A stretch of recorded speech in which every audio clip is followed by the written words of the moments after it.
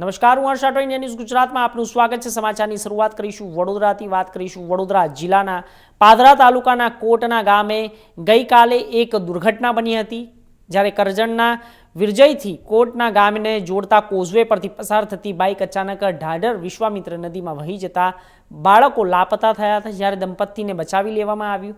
ઢાઢર નદીમાં પાણીનો પ્રવાહ અચાનક વધી જતા આ ઘટના બની।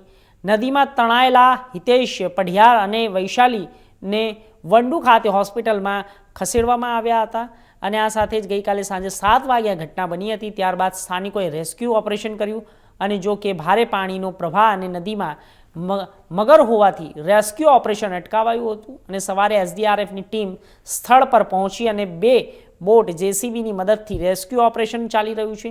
આ ઉપરાંત કરજણ ફાયર બ્રિગેડની ટીમે પણ રેસ્ક્યુ ઓપરેશનમાં જોડાઈ। સાથે જ ઘટનાની ગંભીરતાને જોતા વડુ અને પોલીસ મથક નાયબ જ્યારે મામલતદાર પણ ઘટના સ્થળે હાજર છે।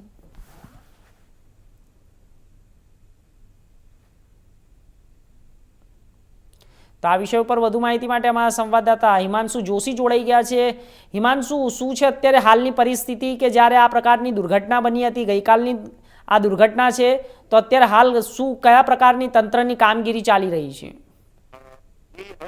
આપણે જણાવી દઉં કે ગઈકાલે મોડી સાંજે કોટના ગામનો પરિવાર પોતાના સાસરીમાંથી પરત ફરીને પોતાના ઘરે જઈ રહ્યો હતો સાંજના સુમારે, ત્યારે કોઝવે પરથી પાણીનો પ્રવાહ વધતા આખું બાઇક સાથે પરિવાર તણાયું હતું, જેમાં પતિ પત્ની અને એક 1.5 વર્ષનો બાળક અને એક 5 વર્ષનો બાળક, 4 જણા એમાં ડૂબ્યા હતા। જેમાં સ્થાનિકોએ તાત્કાલિક ત્યાં પહોંચી અને પતિ અને પત્નીને બચાવ્યા હતા, જેનું નામ હિતેશ પઢિયાર હતું। હિતેશ પઢિયારનો પરિવાર આની અંદર તણાયો હતો।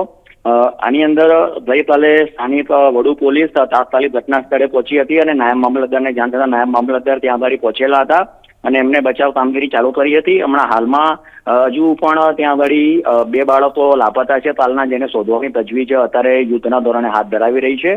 અત્યારે એસડીઆરએફ અને ફાયર બ્રિગેડની જે ટીમ છે તે પોતે ત્યાં આગળ અત્યારે હાલ કામગીરી બજાવી રહી છે। જી હર્ષ। જી ચોક્કસથી હિમાંશુ, માહિતી આપવા માટે આપનો ખૂબ ખૂબ આભાર। તો આગળ વાત કરીશું ગીર સોમનાથ